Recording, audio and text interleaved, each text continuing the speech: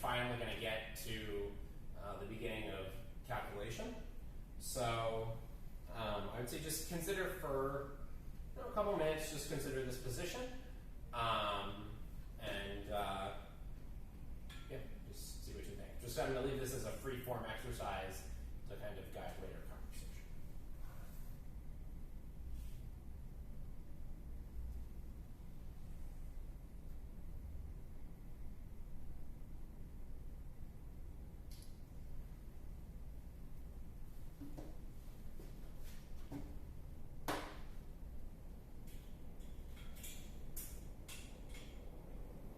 Consider from the black side or from the Oh yeah, sorry.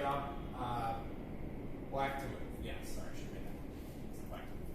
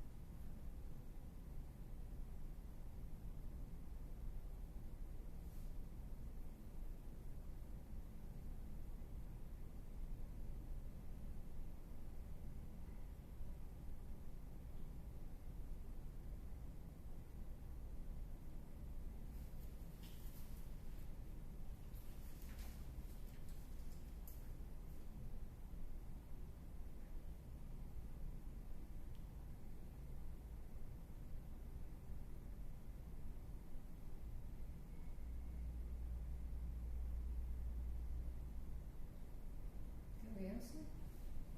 Yeah, go for it. So, the material, the pieces, the number of pieces is the same. White has one extra pawn, but the king is unsafe, and there is opportunity of the fork, bringing a knight on f2. Yeah, that's a very natural answer. How are you thinking about this? Is there no hidden threats for the black king? Yeah, like I guess it's kind of an idea of like almost a put on when you get a puzzle like this put in front of you. The idea being like I'm not a very experienced player, so I see the fork. Yeah. But I have enough experience to know that a lot of times, if I have time on that clock, you see a good move, see the consequences of it, and I'm concerned. I'm just looking at what checks white can give. So fine, you take the rook, and that's going to be a big advantage in the moment. But I'm concerned about the two knights and the queen working together on the offensive. Yeah. Because so once you get the knight, then what? Like, you could slide the queen off of the A file and approach the king. Sure. You could try to throw another check at the king with that knight that captured and get it back in the game. Because once you get it on that D file, on that back rank, that thing's out of the game pretty much. You've taken it out of the game, and that other piece is not really in the game either. So I'm hesitant to Sure. go all in on that. So if you're not a fan of knight f2, what are you inclined towards? If that makes sense. I'm looking at that pawn on the E file, and I see that knight protecting it, or protecting that E2 square. Yeah. So I'm just thinking about. It's just the two knights and that queen got me nervous. So in a game, if right now, without any more time on it, I'm gonna launch the fork. Okay. And see what happens. So I think the thing I was trying by the way, the correct move here, which is actually very difficult to find. I was not expecting you necessarily to find it, but more as an exercise in seeing what moves you consider. The correct move here is actually Queen F2. And white can't stop checkmate. It's a kind of beautiful idea. Once you see it, you can't unsee it, but it's not, in my mind, not very simple to see. Now, why did I give you this impossible puzzle? To show the power of candidates. Candidate moves, candidate ideas, candidates. And that's what we're going to be discussing today, is candidates. So, what is a candidate move? Basically, it's exactly what it says on the tin. It's the move that you are considering to be your next move. It's a candidate for your next move. And as hopefully you see with that previous puzzle, it really is the cornerstone of calculation, right? You can be Grandmaster ABC, see 10 million moves into the future, but if you can't pick the right move to consider, if you don't consider the correct move, you're not going to get anywhere with that calculation. You're just going to be barking up the wrong tree. So where would I recommend starting? Right, very naturally, as you both started with the fork, right, that knight f2 move, which I think was kind of intentional by picking this exercise. It naturally, we're taught, okay, check, win material. Our eyes are drawn to this intuitively. And so I would say that considering those, what we call forcing moves, those moves that force a reply, is the way to proceed. At least to start when you're starting the process of selecting candidates. Now, the one thing I would say, if we go back to this position, it seems like both of you mostly only considered knight f2. Now, at some points you considered, I know you said, I think you mentioned e2 at one point.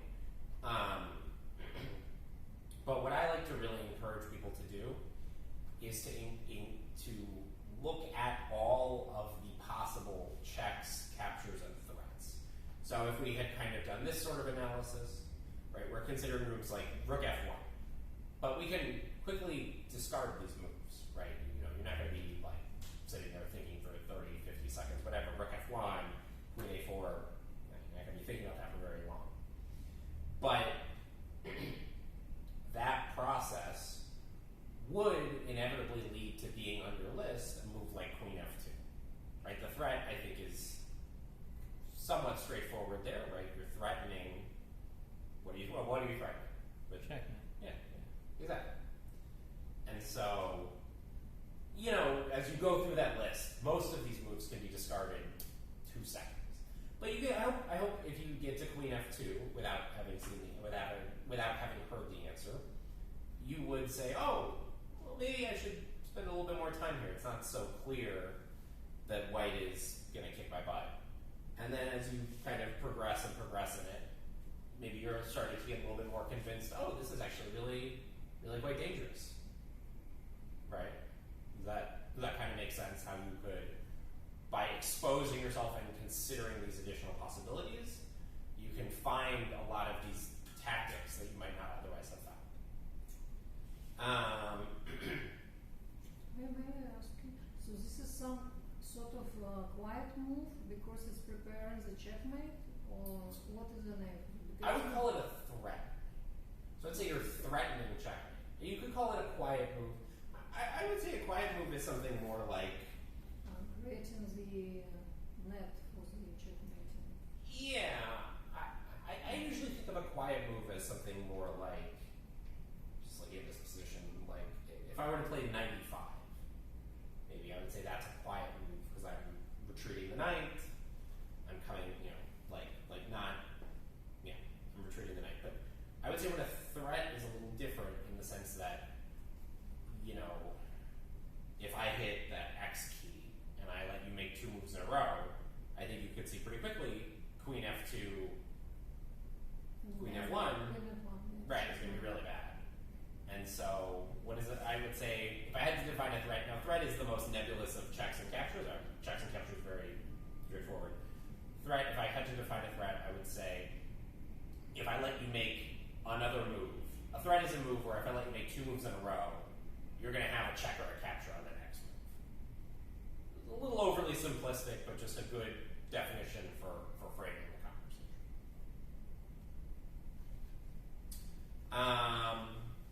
And then, yeah, once you've kind of worked through all these forcing moves, you're going to want to come back and check what you, like you say, quiet moves, those sorts of things. You want to come take a look at those if you don't find anything productive initially. So this is a classic question. You know, when you're sitting at the board, a lot of the time, at least for me, I'll just start calculating. I'll be like, oh, I really like, this move. I really like knight f2. I'm just going to start trying to make it work. I'm going to start looking and going through it. And that's very natural. I suspect that was kind of how your calculation processes occurred to some extent, more or less. It's very natural. But I would really encourage making that list of candidate moves first. And then you can always come back and calculate, go through the list. We'll go through, which ones should you calculate first. We'll talk about that later. But I would encourage making that list of moves that you want to consider. That should be a priority. Because once you start calculating your top choice, you're gonna be influenced in terms of what you should look at, what you shouldn't look at, those sorts of things, and that can be very useful later on. But initially, I would say you just want to draw up that list and then go from there. It's a scientific method. Yeah, exactly.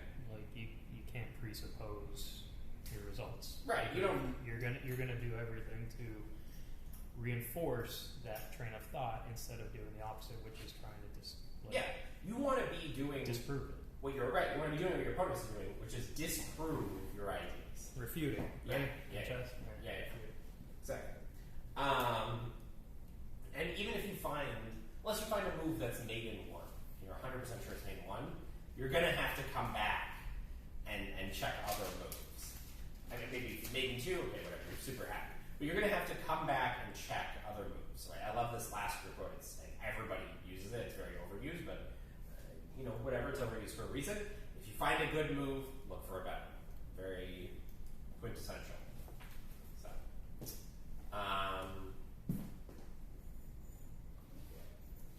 So, I'll give you a second. Oh, please continue. Okay. So which candidate moves would I recommend you calculate first? Right. I would say there are 2 approaches that I recommend. Either what I would call elimination or worst move first, or you go with the move you think is most likely to succeed first.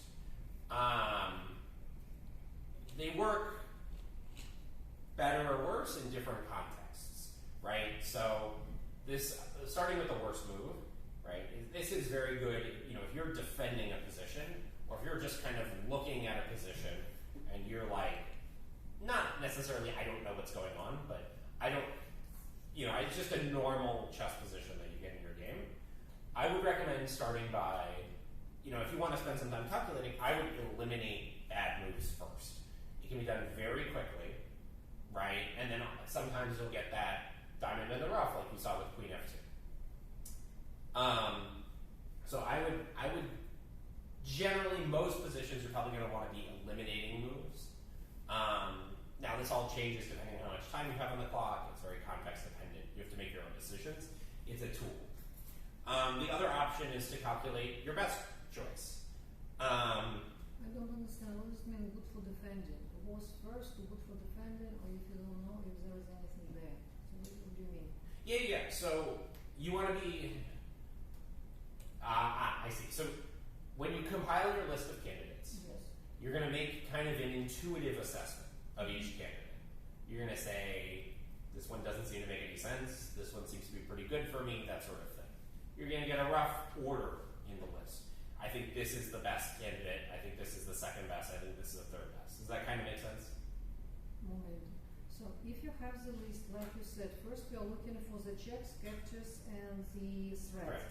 So we're looking for the worst checks, the worst captures, and the worst threats to eliminate them. Yeah, so that's this idea, is you want to eliminate them. Yeah. Right. But good for defending. So checks, captures, and threats. What do you mean good for defending? How can So what I would say is, oftentimes if you find yourself defending, generally by this I mean like an attack, like someone's like you're being attacked on the king side, let's say you're defending. I like to eliminate the worst moves first, because if you find a solution in a bad move, right, it's pretty likely that you're going to be able to refute the attack if you can find this solution in one of these bad moves. Maybe I'm framing this slightly wrong. I do hear what you're saying. Yeah. It's the idea being, it's kind of working backwards, kind of setting a baseline of absolutely what not Yes. to do, which can help in moves in the future, because unless the board state has changed too greatly, as an example, like a poison pawn, right, that will end up losing massive material through a tactic or something, you could just put a pin in that and understand, do not touch that pawn while this queen, this rook, this knight is there. And until you displace that, leave it alone. Just kind of like, that's your baseline move, your idea. Don't touch that square for now. That's a good way of explaining it. Does that kind of does that get to your question?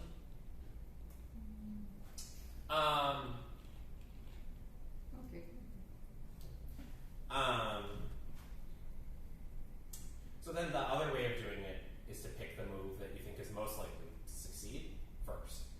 Now, this is often will come up if you're pretty sure you're about to win a piece. It's not really no reason to consider a move like a slow move, a move that wouldn't win material. If you're pretty sure that knight f2 is going to win material for you, there's no reason to consider anything else.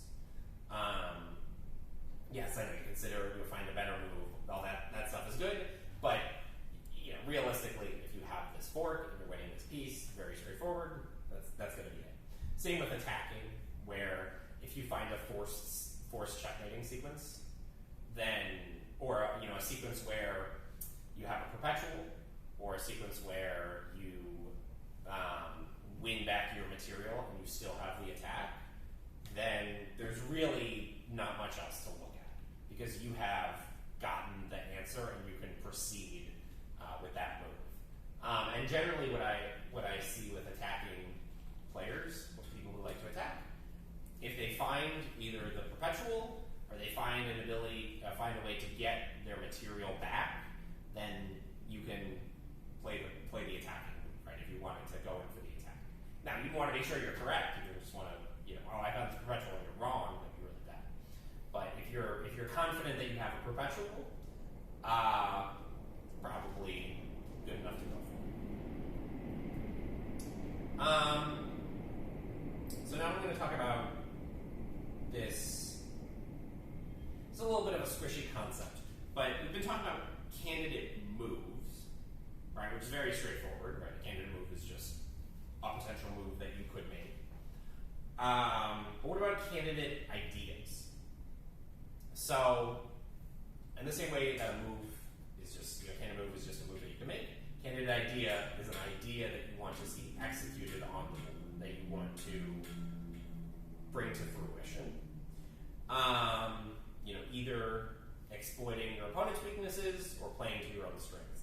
It's fairly straightforward. It's a somewhat of a repackaging of this positional understanding of you're playing to your opponent's weaknesses, you're playing to your own strengths, but framed in the context of this conversation around calculation. And we'll have a very discrete example of how this works and what this is on the next slide. So just hold off questions till then. But I can then if you still have questions,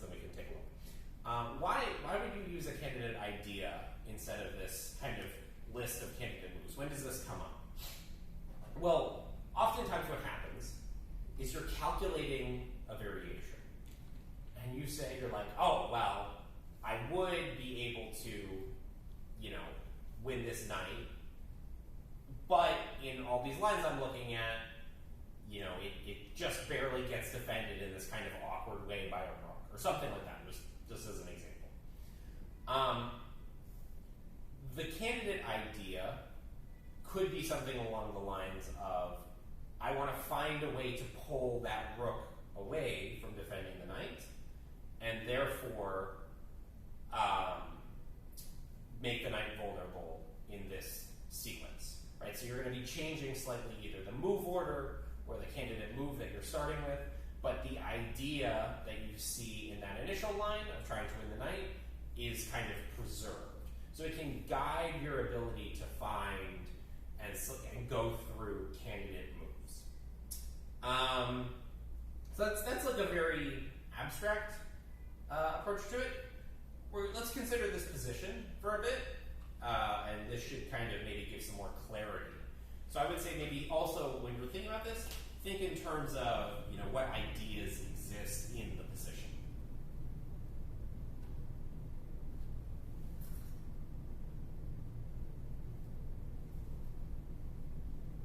White to move. Pardon? White to move.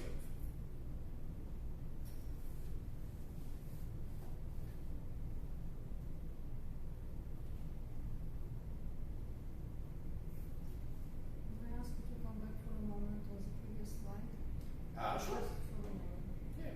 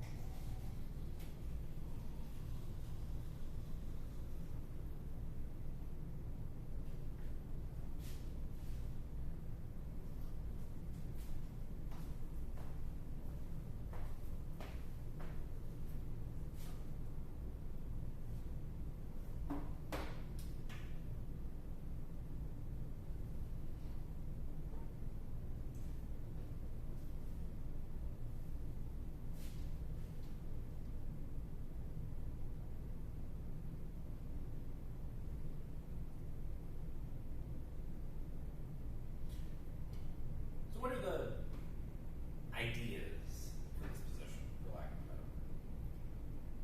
So idea is the rook is hanging-ish if you could unpin the Right. bishop. It's a loose piece. Yeah. It's Yeah. an undefended piece. By the same token, white pawn b4 is a hanging piece at the moment as well, and an attack on there by the rook will then lead directly to attack on the bishop on the Sure. file, Sure. which also then sets up nicely to double them up AB on the back rank, Yep. which doesn't feel good. I'm trying to see if there's any checks available for white in the slightest, and I'm not seeing any. Yeah, no checks. In fact, I don't think white has either any checks or any legal captures. But you're in the right spot where it's that rook, that idea that the rook is a loose piece. That's the correct idea to be considered. Yeah. I mean, one thing on a quick idea, Yep. I'd say to consolidate two weaknesses at the moment into one solid central position would be going bishop c5. And now you have two pieces that are kind of loose, working together, and limiting the scope of the king. Yeah, I would say that's an interesting idea. I'd say bishop c5. I would probably play here rook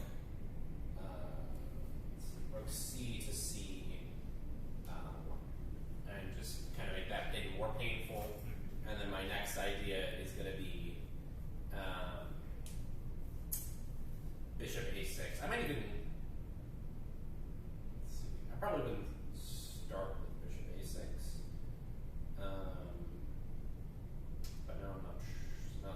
Sure. Maybe release valve, go pawn h3, and give yourself an out for that king without pinning the queen.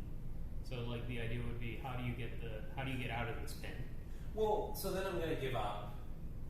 Let's say I'll give up those two rooks for the piece and the queen, and then it's just this position is a draw. So you have again the right idea. I think the other idea you had, right, with the rook, but maybe you're not sure how to bring that idea to fruition. And how do you attack the rook from here? I mean, like, I guess the idea it would be stay away from like one move attacks. You know, like the easy cheap thing is like move queen to e2, but rook to the back rank. Like, Well, is there a better version of this queen e2? Right, following that same idea. Queen b2. Queen b2. Okay, that's interesting. But after attacking that rook 4 goes to c1, Right. yes, So I unfortunate. don't see the continuation. you could defend that pawn, but the rooks are a move away from being very well coordinated, and the two rooks together are real tough for a single No, queen but cannon. still the rook cannot, rook takes bishop. No. Still there is not enough attackers for the bishop. Then the bishop goes to a6 to attack Yep, the bishop for the third time. gets worse. And then bishop will be lost forever. Keeps getting worse. So very, very close with the idea queen e2, queen b2. Let's keep staying on that.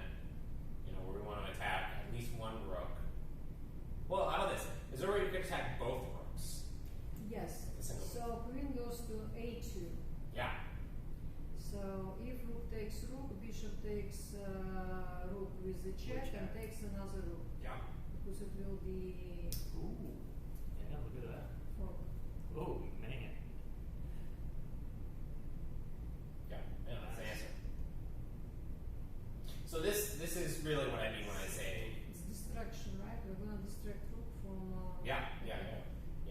This is what I mean when I say a candidate idea, right? So you have this idea, right, that this rook on c4 is loose, but you have to really find a way to make that a problem, to make that black problem.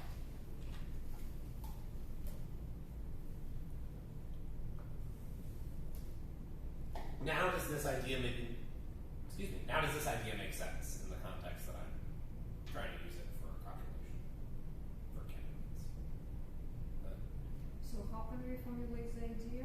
So the idea is Because it's just tactic, it's just distraction. identify something. I would say the idea is that this rook on c4 is loose, is a hanging piece. There are all of them are hanging pieces, all pieces. All black pieces are hanging. Okay, that's fair. I would say, maybe let me reframe it, it's hanging on the same diagonal as the king, and white's bishop is attacking. So it's the way in particular that it is hanging makes it vulnerable to attack. You're correct, all black pieces are hanging. But I would say black's rook on c4 in particular is on a very dangerous diagonal.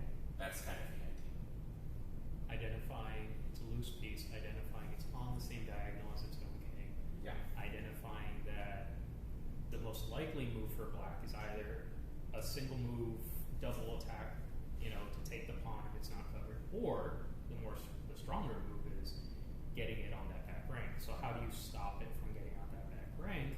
Pin it to its king. Yeah. And then that's how the idea develops. Right.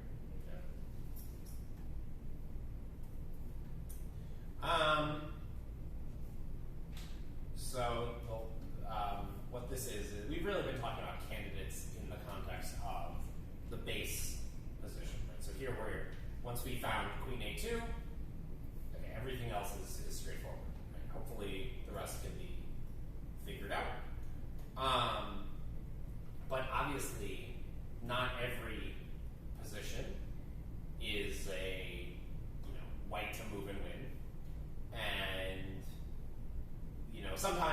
move and win is 2 or 3 moves away.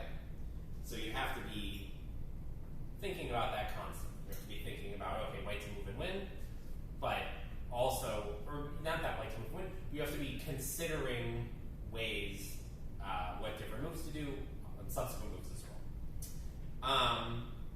What's nice though is if you make a mistake on the 3rd move, on the 4th move, on the 5th move, it usually has less consequence than if you make a mistake in selecting your candidates on that initial move, right? If you miss a resource for white or for your opponent later in the variation, hopefully you should be able to salvage it. It depends very much on the variation.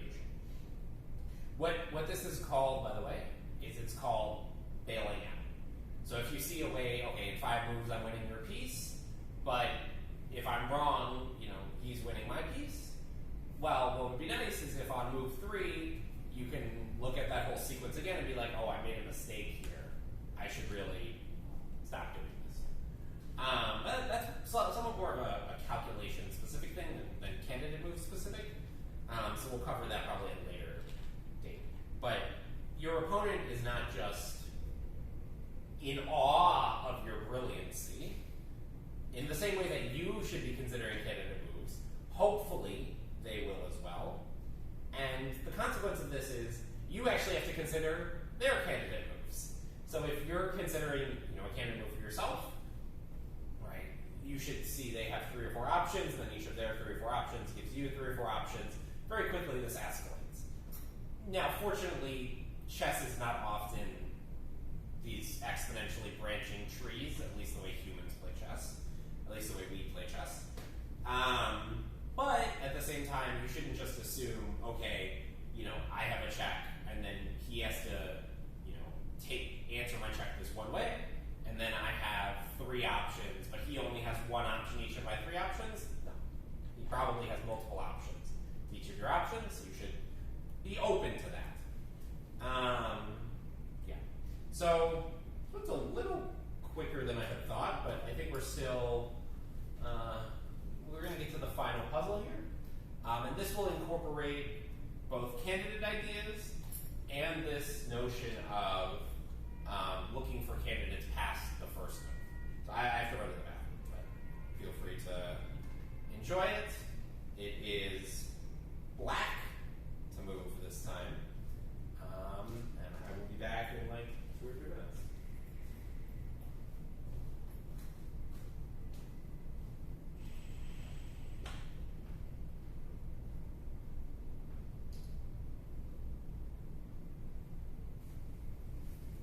Black to move or white to move? Black to Black to move.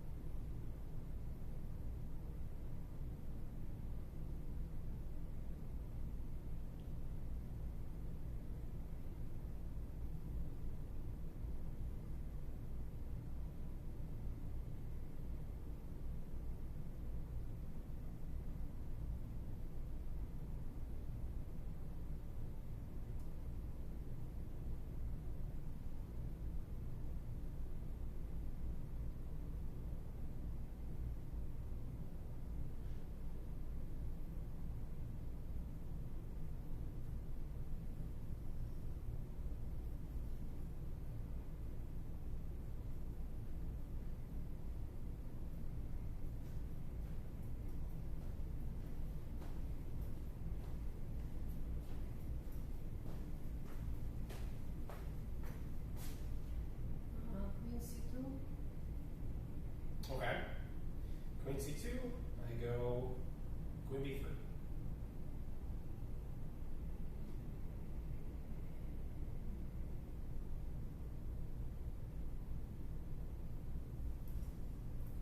saying you're wrong. I'm just saying Yes, that's the okay. next one. Yeah.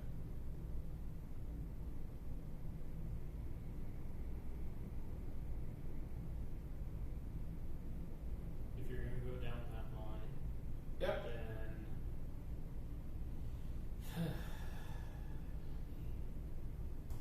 rook d1. Queen c2, queen b3, rook d1. Okay. I mean, but that, I mean, it's covered. It's very So well we covered. take, yeah. So two ways we can take. Yeah. So I'll start with the easy one. Knight takes d1. Okay.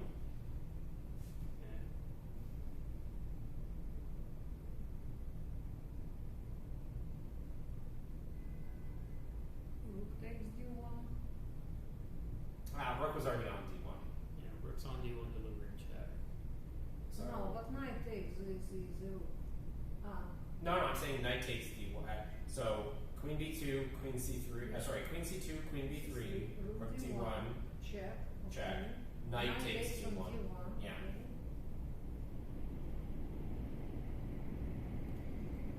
Yeah, the pawn and the queen staring. I mean, Yeah. So they're black can take two ways.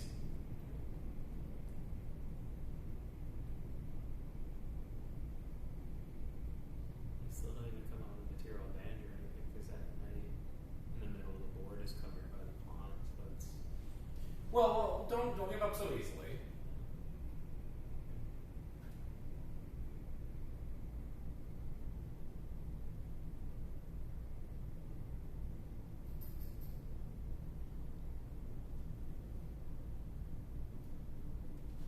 You're on the right track. Okay, even better.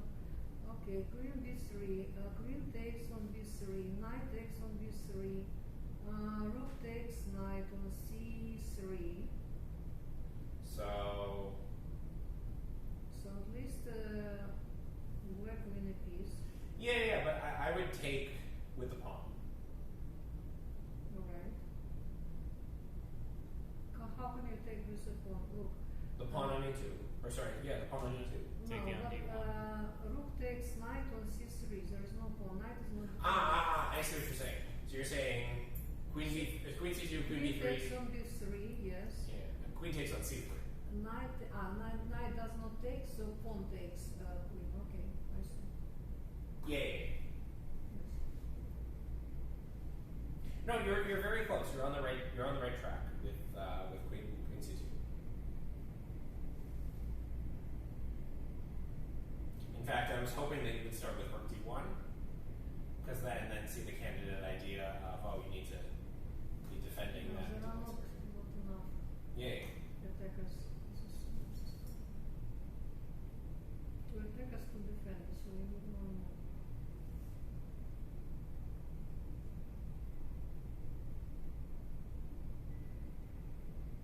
There's something to just launching that rook at that knight. Which knight? Launching the c file rook at Yeah, that knight. Because it's a standoff. It's a giant standoff. Once you get that queen in there, everyone's one move away from the whole thing blowing up, and it's Sure. on both sides of the board because you have a back ranker on both sides.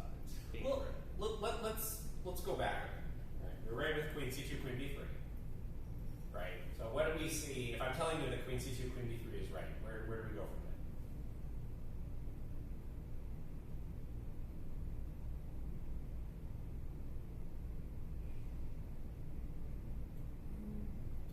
All right, at that point, black queen is hanging straight up. Yeah. So you have to make a forcing move.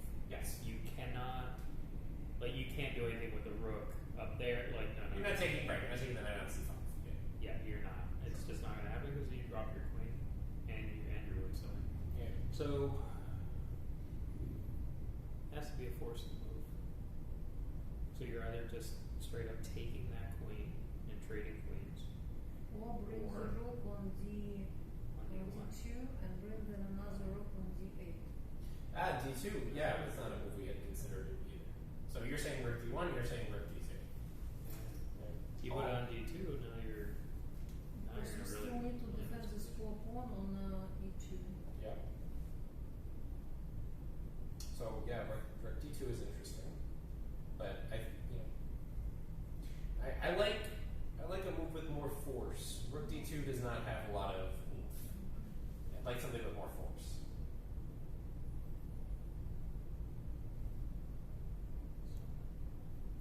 What are the forcing moves here?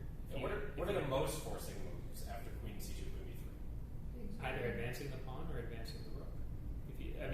You have two checks. I mean, technically three. Yeah. You have two checks on the board straight up. Alright, if you want to be really technical, you have 5 checks. Oh, I'm not going to do that. Let's start with those 2 checks that make the most sense. yeah. So, which one do we want to start with? So I was already playing around D1. I'm curious. Okay, so Rook D1. Let's start with knight. So there are 2 moves for white after Rook D1. Right. But let's start with knight D1. So do you see this position with the knight on D1? Yeah. Okay. Yeah.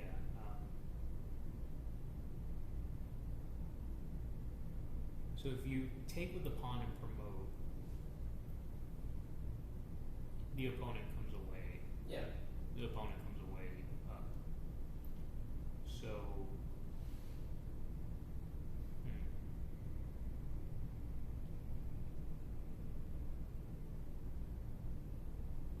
What about if the first move rook takes knight on c5?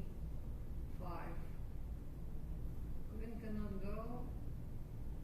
Queen can go on b3. Okay. No. Pawn You're- takes rook. Okay. Yeah, pawn takes it. So we cannot distract queen. Pawn taking d1 square. So with the knight on D1, the queen on C2, queen on B3, knight on D1. What? Pawn goes to g1 to e1 checkmate. Yeah, exactly. oh. Nice. Very good. It's not taking No, to it doesn't have promote. to take. It's, Right, that was the thing. Is you kept take. Yeah, it's always, You don't have to which take. was the previous slide saying, don't just think, just take. Yeah, yeah. Right. Very thematic. Nice. What if rook takes? Not knight.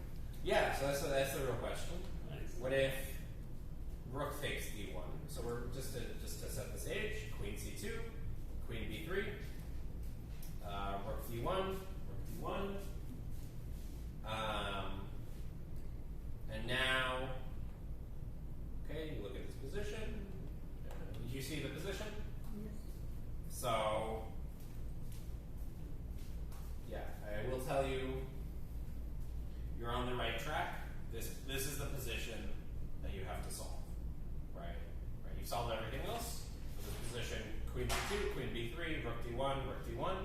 This is the position where you need to go through your candidate moves and really dig.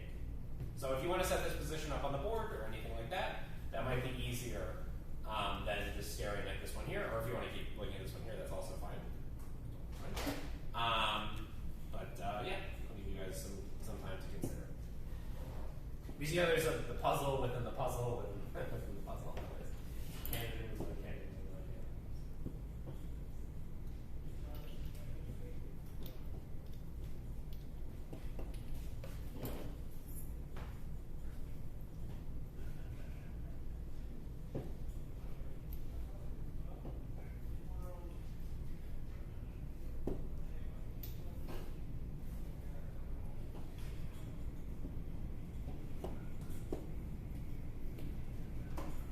So is the position now correct?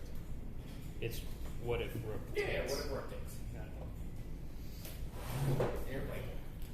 Just turn this off. I think we got the most out of it that we're going to get.